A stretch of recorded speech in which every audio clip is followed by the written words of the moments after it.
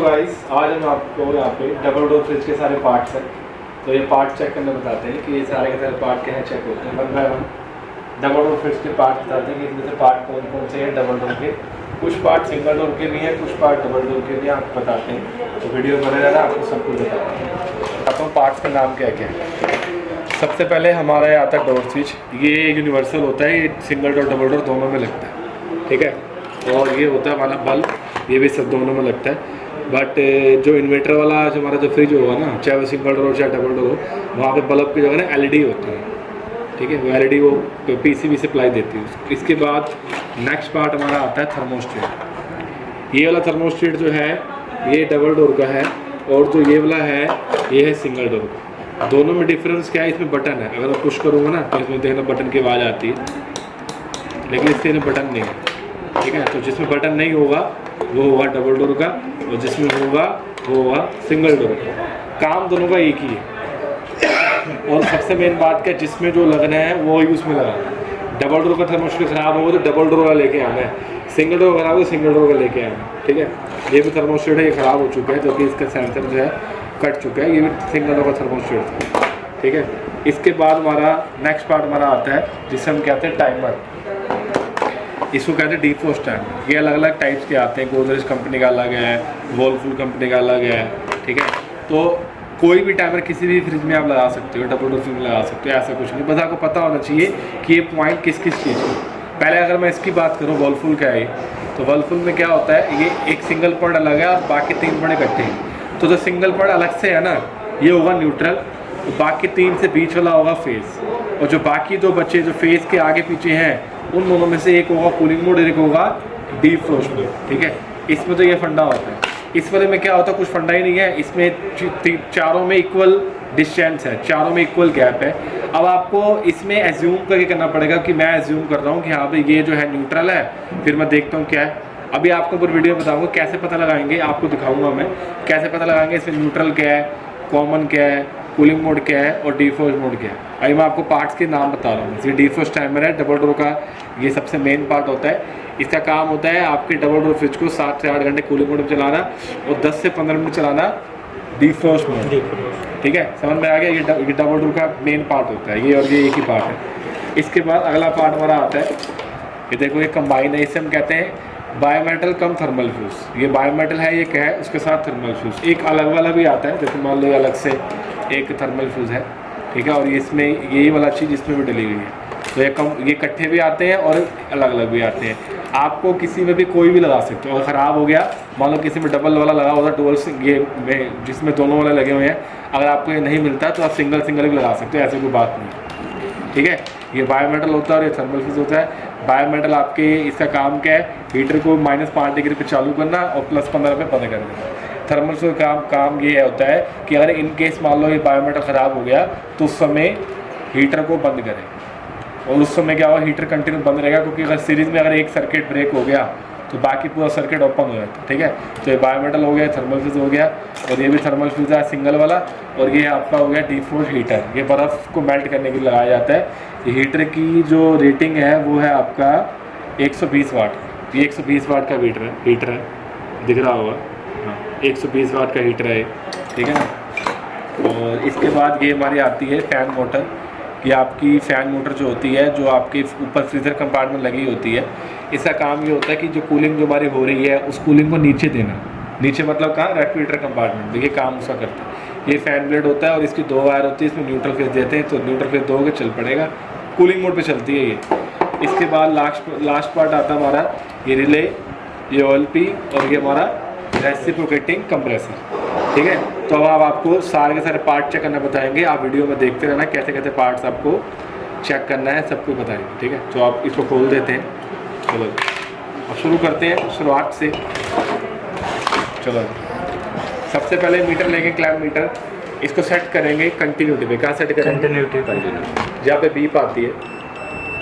पहला पार्ट हमने पकड़ा डोर स्विच। जैसे कि ये मैंने बोला कि ये पार्ट है यूनिवर्सल, दोनों में लगता है, सिंगल डोर और डबल डोर। अभी ये इस समय गेट खुले कंडीशन में है, मतलब ओपन कंडीशन में है। इस समय क्या होगा, ये बीप देगा। क्या होगा इस समय, ये बीप दे रहा है। अगर मैं बटन दबाऊंगा तो क्या होगा, बीप नहीं देगा। छोड़ो, ठीक है। तो बटन खोलने पे देगा, बंद करने पे नहीं देगा, ठीक है, डोर स्विच। इसके बाद हमारा अगला पार्ट कौन सा है? बल्ब। इसको चेक करने का सबसे अच्छा तरीका यही है, इसकी 2 तारें हैं, 2 वायर हैं, इसको न्यूट्रल फेस दो, चल गया, ठीक है, नहीं तो खराब है, सिंपल बात। इसको भी हटाते हैं। इसके बाद अगला पार्ट हमारा आता है थर्मोस्टेट। क्या है? थर्मोस्टेट। देखो थर्मोस्टेट जो डबल डोर का जो है ना, ये ऑफ नहीं होता। अगर मैं इसको लास्ट पोजीशन में लेके जाऊंगा मैं, तो लास्ट पे आ गया, ये ऑफ नहीं होगा, ये कंटिन्यू देता रहता है। तो सिंपल, अगर आपको पहले आपको बताता हूँ, पहले थर्मोस्टेट को फिजिकल चेक करना है। क्या है चेक करना? फिजिकल को देख के पता लगाना है। अगर थर्मोस्टेट आपका मतलब ऐसा है जिसका सेंसर टूट चुका है, तो उसको चेक करने की जरूरत नहीं, इसको रिप्लेस ही कर दो, ये खराब हो गया। अब थर्मोस्टेट देख ला, आपने ऐसा देखा जिसका सेंसर, ये वाला पार्ट चेक करते हैं। ये हमारा पार्ट है डबल डोर का थर्मोस्टेट। तो फिजिकल मैंने बताया, अगर ये इसका सेंसर टूटा हुआ है या कटा हुआ है तो ये ख़राब ही है, इसको चेक नहीं करना। अगर ये ठीक है फिर आपको चेक करना है कि ख़राब है कि नहीं है। मीटर वगैरह है कंटिन्यूटी पे, अगर ये बीप देता है तो ठीक है, नहीं देता तो ख़राब है। लेकिन बोर्ड के साथ बीप नहीं देता। अगर बोर्ड के साथ बीप आ रही है तो ये शॉर्ट हो चुका है। क्या हो चुका है? शॉर्ट। अभी ये क्या ओके है, ठीक है। थर्मोस्टेट भी चेक हो गया। इसके बाद हम अगला पार्ट हम चेक करते हैं। थर्मोस्टेट हो गया और हाँ, ये पार्ट्स हो गए। अगला पार्ट हम चेक करते हैं, ये भी थर्मोस्टेट, ये भी थर्मोस्टेट हटा देते हैं सारे। नेक्स्ट पार्ट हमारा आता है बायोमेटल। क्या आता है? बायोमेटल और ये थर्मल फ्यूज़। बायोमेटल जो है, पहले आपको मैं इसका फिजिकल बताता हूँ, कुछ लोगों को पता नहीं होता। अगर ये बायोमेटल थर्मल फ्यूज़ के पाउच में अगर इसमें मॉइस्चर है या इसके अंदर पानी है तो इसको रिप्लेस ही करो, चेक करने की जरूरत नहीं है। अगर इन दोनों के पाउचों में पानी आ गया या मॉइस्चर आ गया तो इसको रिप्लेस कर दो। अगर ये ठीक है तो वो क्या है चेक करना है, वो बताता हूँ आपको मैं। मीटर को रखना है कंटिन्यूटी पे, और जब बायोमेटल का टेम्परेचर -5 डिग्री होगा ना, उस समय ये बीप देगा। मान लो बायोमेटल को चेक करने के पहले इसको फ्रीजर में डालो या बर्फ़ में डालो, और जब इसका टेम्परेचर -5 हो जाएगा ना, -5 डिग्री सेल्सियस, तो ये क्या करेगा? बीप देगा। -5 पे देता है और +15 पे नहीं देगा। अभी दे रहा है? अभी नहीं दे रहा। तो अभी मैं बोलूँगा कि हाफ कंडीशन इसकी ठीक है, फुली कंडीशन मैं ठीक नहीं बोलूँगा, क्योंकि फुली मैं तब इसको ठीक बोलूँगा जब ये एकदम ठंडा चिल्ड होगा, -5 डिग्री टेम्परेचर होगा इसका, उस समय बीप देना चाहिए। अगर उस समय दे रहा है और जब ओवरहीट, जब नॉर्मल कंडीशन में तब नहीं दे रहा, तो फिर मैं बोलूँगा ठीक है, -5 पे देगा, +15 पे नहीं देगा। इसके बाद अगला पार्ट हम चेक करते हैं थर्मल फ्यूज़। क्या नाम है इसका? थर्मल फ्यूज़ के 2 वायर है, ये रेड और ये ब्लू। ये हमेशा बीप देता रहेगा। अगर ये थर्मल फ्यूज़ बीप नहीं दे रहा तो ये क्या हो गया? थर्मल फ्यूज़ ख़राब हो गया। एक बात ध्यान आपको ये रखनी है कि कभी भी किसी भी फ्रिज में थर्मल फ्यूज़ ख़राब होता है तो उस समय बायोमेटल को भी साथ में चेंज करें, क्योंकि थर्मल फ्यूज़ को बायोमेटल ही ख़राब करता है, अपने भी ख़राब नहीं होता। अब ये थर्मल पता है कब उड़ता है? जैसे मान लो बायोमेटल ने -5 डिग्री टेम्परेचर पर हीटर को चालू कर दिया। अब हीटर अपना हीट चालू कर दिया, हीट जनरेट कर दी शुरू। अब टेम्परेचर बढ़ते बढ़ते -5 से 0 आया, 1 आया या 2 आया, बढ़ता टेम्परेचर बढ़ते ही जा रहा है। जब टेम्परेचर हमारा बढ़ते बढ़ते +15 आएगा ना, तो बायोमेटल काम का है कि इसकी सप्लाई को कट कर देगा। अब एक कंडीशन क्या आ गई, बायोमेटल ने इसको -5 पे चालू तो कर दिया, लेकिन +15 बंद नहीं कर पा रहा। अब उस फ्रिज में क्या होगा? अब देखो सारे फ्रिजों में क्या होता है, फ्रिज की इंटरनल जो बॉडी होती है सारी प्लास्टिक की होती है। अगर इसका टेम्परेचर राइज होता रहेगा, टेम्परेचर बढ़ता रहेगा, तो क्या होगा? एक टाइम पे आने के बाद जो अंदर की प्लास्टिक की बॉडी है वो मेल्ट हो जाएगी, मतलब कुछ प्रॉब्लम हो सकती है फ्रिज के अंदर बहुत ज़्यादा। तो ऐसा ना हो, तो इसलिए एक बायोमेटल, एक थर्मल फ्यूज़ और हीटर, ये तीनों पार्ट मेरे सीरीज़ में लगते हैं। क्या लगते हैं? सीरीज़ में। और सीरीज़ में एक फंडा होता है, सीरीज़ में अगर आपने मान लो 3 बल्ब लगाए हैं या 2 बल्ब लगाए हैं, अगर उनमें से एक बल्ब ख़राब हो गया तो पूरा सर्किट ओपन हो जाएगा। अब वैसे मान लो इसने +15 पे इसको बंद नहीं किया, अब टेम्परेचर बढ़ी जा रहा है, टेम्परेचर बढ़ते बढ़ते जब 70 से 72 डिग्री सेल्सियस आएगा ना, तो थर्मल फ्यूज़ क्या होगा? उड़ जाएगा, फ्यूज़ हो जाएगा। और जब थर्मल फ्यूज़ हो जाएगा, उसके बाद वो सर्किट ओपन रहेगा, उसके बाद उस फ्रिज में कभी भी बर्फ़ मेल्ट नहीं होगी। क्योंकि अब उस फ्रिज में क्या होगा, मान लो अगर आपको ऐसा कोई फ्रिज मिलता है जिसमें बर्फ़ के रिलेटेड प्रॉब्लम आती है, उसमें आपको सबसे पहले चेक करना टाइमर, फिर आपको चेक करना बायोमेटल, थर्मल फ्यूज़ और हीटर। इन चारों में से कुछ ना कुछ खराबी होगी। और फिर मैं आपको टिप के लिए बोल रहा हूँ कि अगर किसी फ्रिज में थर्मल फ्यूज़ ख़राब है तो साथ में बायोमेटल को भी चेंज करें, क्योंकि इसके बिना ही ख़राब नहीं होता। अभी ये दोनों ठीक है, अब आगे चलते हैं। ये भी सिंगल वाला हुआ है थर्मल फ्यूज़, ये भी बीप देगा। अगर होगा ठीक तो देगा, नहीं होगा तो क्या होगा? नहीं देगा। देखते हैं, दे रहा है, इसका लगे वाला थर्मल फ्यूज दिख है, ओके। चलो आगे चलते हैं। इसके बाद हमारा नेक्स्ट पार्ट हमारा आता है जिसे हम कहते हैं डीप फ्रोज हीटर। 120 वाट का हीटर है, कितने वाट का भी हीटर हो, चाहे वो इन्वर्टर एसी का हो, चाहे नॉन इन्वर्टर फ्रिज का हो या नॉन इन्वर्टर फ्रिज का हो, वो क्या चेक करते हैं। आपको सिंपली इसको रखना है ओम पर। क्या रखना है? ओम पर। अगर ये हीटर ठीक होगा तो ये किलो ओम में वैल्यू देगा। क्या देगा? वैल्यू देगा। किस में देगा? किलो ओम में। देखते हैं वैल्यू देते हैं। अब देखना आपको वैल्यू किस में आनी चाहिए? किलो ओम में। देखो आ रही ना, 0.739 किलो ओम। ये इसकी खासियत है, हमेशा हर हीटर किलो ओम में ही होता है, ठीक है। और एक बार आपको हीटर को ये भी चेक करना है कि हीटर शॉर्ट तो नहीं हो गया। वो क्या चेक करेंगे? मीटर को कंटिन्यूटी पे। कंटिन्यूटी पे आ गए। अब आपको क्या करना है, वहाँ पे लगाना था पहले बीप मिलेगी बीप। अब आपने एक लगा के रखना। अब एक वायर को अपने इस पे लगाना, वायर पे प्रोब को। अगर आप ये बीप कर गया तो हीटर मतलब क्या हो गया? शॉर्ट हो गया। उस समय हीटर का कर दो, चेंज कर, ठीक है। समझ में आ गया? अभी हीटर क्या ओके है। अगर आपको फिर भी मान लो कोई डाउट है हीटर ठीक है कि नहीं है, इसका फंडा सेम वही है हमारा जैसे बला है। इसको न्यूट्रल फेज दो। अगर न्यूट्रल फेज देने के बाद कुछ सेकंड वेट करो, लगभग 120 या 130 सेकंड, मतलब 20 से 30 सेकंड तक वेट करो। अगर 20 से 30 सेकंड के बाद फिर उसका बंद कर दो। अगर हीटर ठीक होगा तो हल्का हल्का या वार्म हो जाएगा, मतलब गुनगुना हो जाएगा। अगर ये हल्का हल्का हीट दे रहा है आपको, मतलब हीटर क्या है? सही है, ठीक है। अब इसके बाद अगला पार्ट हम चेक करते हैं, फैन मोटर। फैन मोटर का मीटर चेक करने के लिए मीटर रखना है ओम पर। क्या रखना है? ओम पर रखना है। अगर ये फैन मोटर ठीक होगी तो इसका फंडा पूरा हीटर जैसा ही है। ये क्या करेगा? रेजिस्टेंस की कोई फिक्स वैल्यू देगा। देखते हैं, देखो रेजिस्टेंस की कोई वैल्यू आ रही है 0.671 किलो ओम, ठीक है। अगर आपको फिर भी डाउट है कि मेरा लगता है मेरा जो फैन मोटर ख़राब हो गई, उस समय अगर हो इन दोनों वायर को न्यूट्रल फेज दो। अगर न्यूट्रल फेज देने के बाद ये अगर ये मूव कर रही है फैन ब्लेड, इसका मतलब ये क्या है? सही है। लेकिन जब ये ख़राब होगा तो वैल्यू भी नहीं आएगी, ध्यान रखें, ठीक है। अभी ये क्या सही है। इसके बाद आपको बताते हैं रिले ओएलपी का। रिले ओएलपी का फंडा सेम है। अब इसको रखते हैं ओम पर, कंटिन्यूटी पर लेके आते हैं। ओएलपी जो है नॉर्मल कंडीशन बीप देगी, ओवर हीट में नहीं देगी। अभी दे रही है ना, तो ये ओएलपी क्या ठीक है, ओवरलोड प्रोटेक्टर। 65 डिग्री पे कट इन होती है और 125 डिग्री पे कट ऑफ होती है। इसके बाद नेक्स्ट पार्ट हमारा आता है जिसे हम कहते हैं रिले या पीटीसी रिले। रिले को चेक करने के लिए रिले कई टाइप्स की आती है। सिंगल पिन आती है, डुअल पिन आती है, 3 पिन आती है, 4 पिन आती है। क्या कोई भी रिले हो, चेक कैसे करना है? ओम पर रखो या कंटिन्यूटी पर रखो, आपको वैल्यू देखनी है। अगर ये रिले ठीक होगी तो इसकी वैल्यू जो है 33 ओम तक आएगी। इसकी वैल्यू अगर ये ठीक होगी तो इसकी वैल्यू 33 के आसपास आएगी। अगर आपको मान लो डाउट है, जैसे मान लो इसकी वैल्यू 42 मान लो, इसकी वैल्यू 42 आ रही है, आपको डाउट लग रहा है कि ठीक है कि नहीं है, तो एक बार इसको कंप्रेसर में लगाओ। अगर पुराने रिले लगाने के बाद कंप्रेसर नहीं चलता तो अपनी नई रिले उसी टाइप की अपने बैग में रखो, नई रिले वहाँ पे रिप्लेस करो। अगर नई रिले लगाने के बाद भी कंप्रेसर नहीं चल रहा, मतलब कुछ और फॉल्ट है। और अगर नई रिले लगाने के बाद कंप्रेसर चल गया तो मतलब रिले खराब थी। और एक बार आपको ये ध्यान रखना, रिले और ओएलपी ये दोनों पार्ट आपको हमेशा इकट्ठे चेंज करने हैं। ये नहीं अकेले करना है, दोनों इकट्ठे चेंज करने। पेयर मिलता है, जेन्युइन कंपनी के आपको लगाने हैं कस्टमर के घर पे, ठीक है।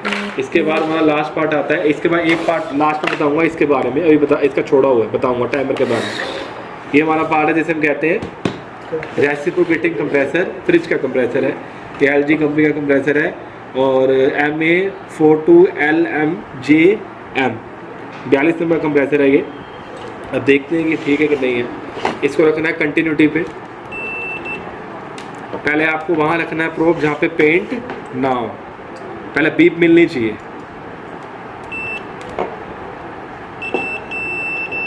बीप आ गई। अब बीप आने के बाद ये बीप आ रही है, एक जगह से प्रोब हटा लो। अब हटाने के बाद इस प्रोब को जो हटाई है ना, इसको लगाओ CSR पे, कॉमन रनिंग स्टार्टिंग। अगर ये अब ये बीप कर गया तो हम क्या बोलेंगे, कंप्रेसर क्या हो चुका है, शॉर्ट हो चुका है। अब ये कंप्रेसर क्या है, ठीक है। कभी कभार कंप्रेसर की पंपिंग भी हो जाती है, उस समय आपको क्या करना पड़ेगा, जैसे कि हमने किया हुआ है। ये कंप्रेसर की 3 लाइनें हैं, एक सक्शन, एक चार्जिंग लाइन और एक हमारी डिस्चार्ज लाइन। डिस्चार्ज लाइन के ऊपर आपको इस तरीके से पिन बॉल लगाना है, ब्रिजिंग कर देनी है और उसके बाद रिले ओएलपी लगा के कंप्रेसर को कर देना ऑन। और डिस्चार्ज लाइन पे लगा देना है, आपको लाइन गेयर लगा देनी है, कंप्रेसर को ऑन कर देना है। अगर ऑन करने के बाद 200 PSI जब प्रेशर हो जाएगा, 200 जब प्रेशर हो जाएगा या 250 प्रेशर जब हो जाएगा, उसके कंप्रेसर को बंद कर दो। अगर मान लो इसकी पंपिंग लो होगी तो इसका प्रेशर राइज नहीं होगा, बढ़ेगा ही नहीं। मान लो एक टेम्परेचर 1 PSI पे आने के रुक जाएगा, मान लो 100 PSI से बढ़ ही नहीं रहा, चलाई रख रहे हो वो बढ़ ही नहीं रहा, इसमें तो पंपिंग लो है। और दूसरी केस क्या है, अगर मान लो पंपिंग बढ़ रही है इसकी और प्रेशर बढ़ ही जा रहा है, 250 हो गया, 300 हो गया, बढ़ ही जा रहा है, उसके कंप्रेसर को बंद कर दो। अगर बंद करने के बाद अगर सक्शन लाइन से धुआं निकलता है तो इसका मतलब इसकी पंपिंग वाकई में क्या हो चुकी है, लो हो चुकी है। और एक अगर मान लो आपका मीटर नहीं है, कुछ नहीं है आपके पास, बस ये ऑन हो रहा है और ऑफ हो रहा है, आपके बिना उसको चेक करना है, तो डिस्चार्ज लाइन पे ना अपने फिंगर को लगा के रखो, जितनी आप जानो तो लगा के रखो। अगर ये आपकी फिंगर को बाहर फेंक रहा है, इसका ये कंप्रेसर क्या है, ओके है। अगर ये नहीं फेंक रहा तो ये कंप्रेसर क्या है, ओके नहीं है। आपको मैं दिखाता हूँ, लाइव अभी दिखाता हूँ, तो रिले भी लगाते हैं, चला के दिखाते हैं कि ये कंप्रेसर ठीक है या नहीं। अब ये कंप्रेसर को हमने ऑन कर दिया है। अगर ये डिस्चार्ज लाइन है, ठीक है, अब इसको चेक करते हैं, इससे हम देखते हैं हमारे हाथ को होल्ड कर पाता है। तो देख रहे हो इसमें से ऑयल आ रहा है, तो ये मतलब ये कंप्रेसर जो है ऑयल जो है बाहर फेंक रहा है। ये भी एक कमी होती है कंप्रेसर की। अगर ये कंप्रेसर ऑयल बाहर फेंक रहा है तो ये भी ख़राब है, ये नहीं फेंकना चाहिए। लेकिन इसकी पंपिंग क्या है, ये देखो मेरा हाथ रुक नहीं रहा, ये बाहर फेंक रहा है, इसका मतलब ये क्या है, सही है, ठीक, ये कंप्रेसर ओके है। अब लास्ट पार्ट आपके पास रह गया, वो है टाइमर। वो दिखाता हूँ आपको, वो देना कपड़ा। ये जो टाइमर है डिफ्रोस्ट टाइमर है, इसको चेक करते हैं।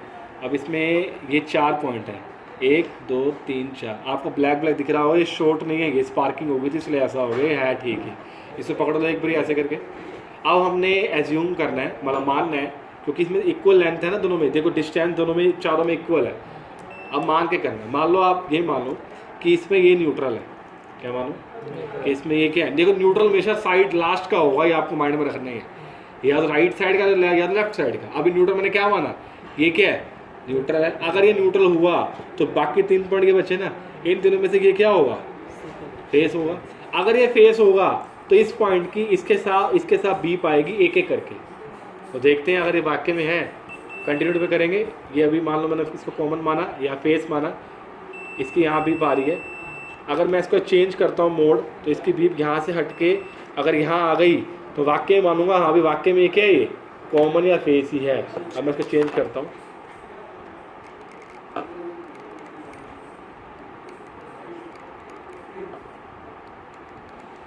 ये चेंज कर दिया। अभी आ गया डिफ्रोस्ट मोड पे। कहाँ पे आ गया, डिफ्रोस्ट मोड पे आ गया।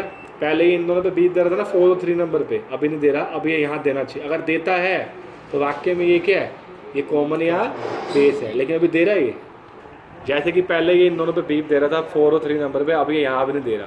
इसका मतलब क्या है कि ये हमने जो एज्यूम किया था, ये न्यूट्रल ही एज्यूम किया, गलत हो गया, ये न्यूट्रल नहीं है। अब ये फंडा फिर से इसको हटाते हैं, अब मानते हैं कि ये न्यूट्रल नहीं है, ये न्यूट्रल है। अगर अब ये न्यूट्रल है तो फिर ये 3 बचे, इन तीनों में से ये वाला क्या हो गया, फेस हो गया।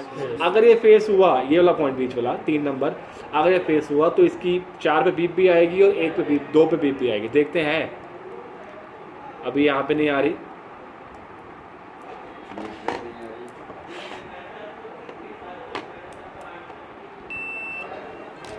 जैसे कि अभी हमने मीटर देखा, मीटर बीप दे रहा है। अभी हमने माना था कि ये न्यूट्रल है और ये फेस है, और ये दोनों क्या है, कूलिंग मोड है या डिफॉल्ट मोड है। अब देखते हैं, मैंने डिफॉल्ट में सेट किया हुआ है। अगर ये फेस होगा तो इसकी 4 नंबर या 2 नंबर के साथ क्या आएगी, बीप आएगी। जिस पे आएगी वो क्या होगा, डिफॉल्ट मोड। देखते हैं कहाँ आती है, यहाँ आ रही है, यहाँ नहीं आ रही। अब मैं इसको चेंज करूँगा। अब अगर ये वाक्य में फेस या कॉमन होगा तो इसकी बीप यहाँ से हट के यहाँ आनी शुरू हो जाएगी, और अगर यहाँ आनी शुरू हुई इसका मतलब ये हो गया आपका कूलिंग मोड, ये हो गया आपका कॉमन या फेस, ये हो गया आपका डिफॉल्ट। तो समझ में आ ही गया। अब ये देखते हैं कि वाक्य में कूलिंग मोड है, वो वाक्य में ये फेस है। देखते हैं, आगे करते हैं इसको, आगे अभी आगे कूलिंग मोड पे। अभी यहाँ बीप देता है, देखते हैं, यहाँ बीप आ रही है, अब यहाँ नहीं आ रही। इसका मतलब क्या हुआ कि वाक्य में ये निकला आपका कॉमन या फेस, ये निकला आपका डिफॉल्ट मोड, ये निकला आपका कूलिंग मोड, और ये निकला आपका न्यूट्रल। तो ये 4 पॉइंट हो गया आपका। अगर इस प्रकार से ये टाइमर ये आइडेंटिफाई मैंने करना बताया कि ये आपको टाइमर अगर आपको ऐसा मिल जिसमें चारों तरफ में सेम गैप है, तो आप कंफ्यूज ना हो, आपको पता लगाना है कि न्यूट्रल क्या है, फेस क्या है, कूलिंग मोड क्या है, डिफॉल्ट मोड क्या है। तो इस फंडे के साथ आप चेक कर सकते हो। समझ में आ गया? तो होप करता है आपको वीडियो अच्छी लगी होगी। आज की वीडियो में हमने आपको डबल डोर फ्रिज के जितने पार्ट्स होते हैं उनको सबको बाहर निकाल के उन पार्ट्स को चेक करना बताया है। Thank you so much.